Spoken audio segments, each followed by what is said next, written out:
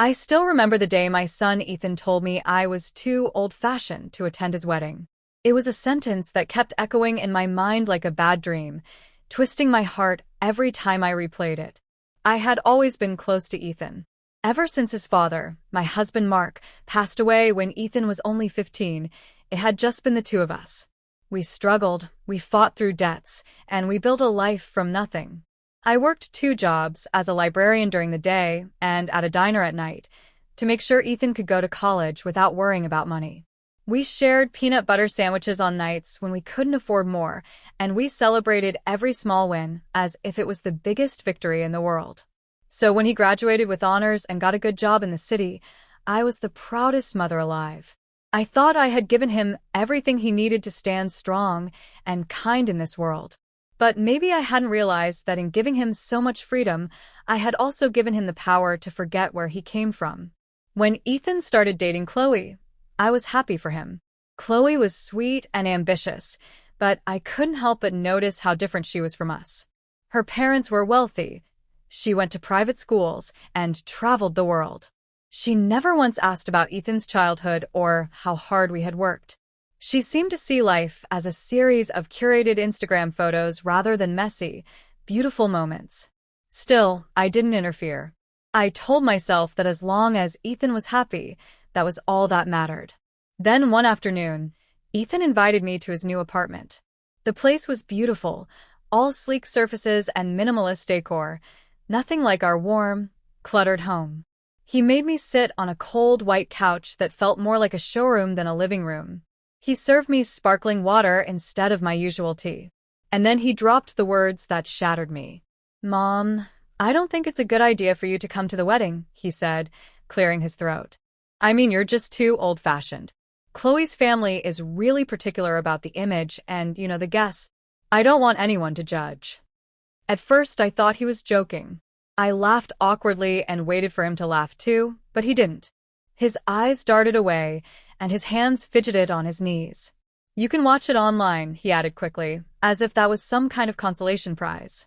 I felt the air suck out of my lungs. I looked at him, the boy I had raised, the boy who used to call me his hero, and I realized he truly meant it. I was an embarrassment to him. I didn't cry in front of him.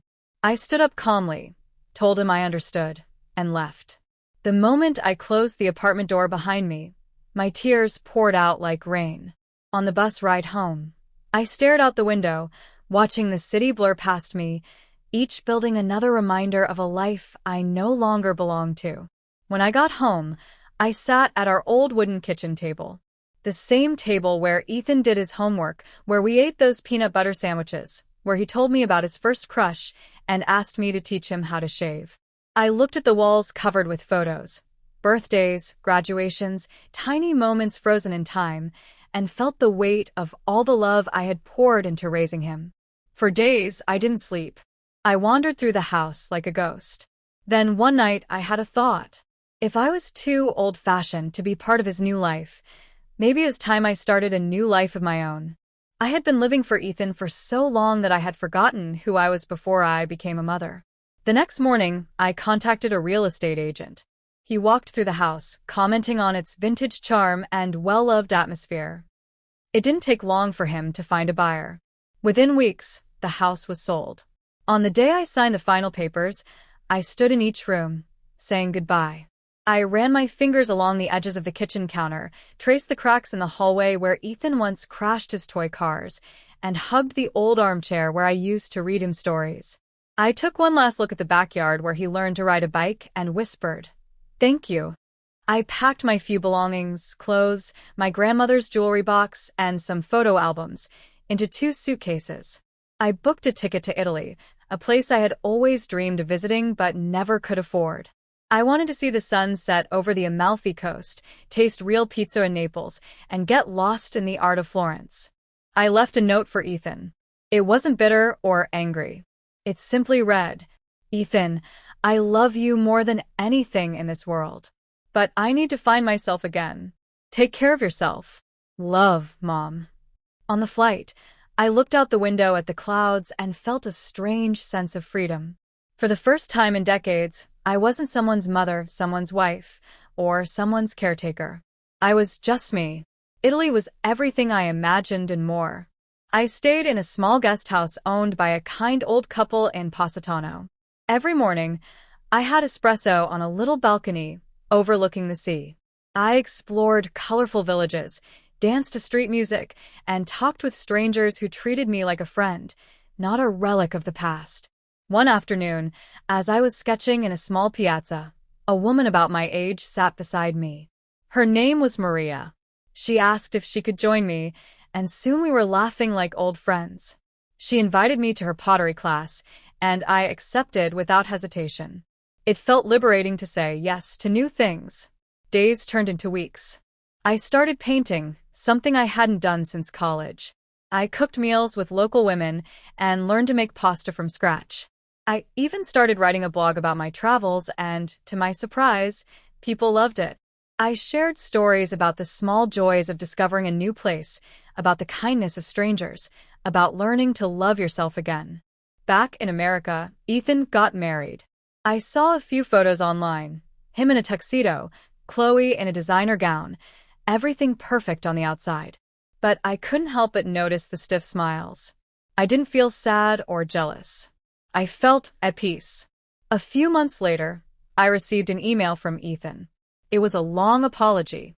He wrote about how he regretted his words, how empty the wedding felt without me there. He said Chloe's family had been distant and cold, and he had realized too late that he had pushed away the one person who had always been there for him. He asked me to come home. But home wasn't a place anymore. It was a feeling I was carrying inside me now.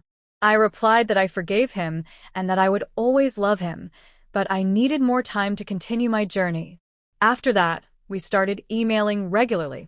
Our conversations were different now, more honest, more respectful. He asked me about my paintings, my travels, my new friends. Slowly, he began to see me as more than just mom. Years went by. I visited Spain, Greece, Japan, and Morocco.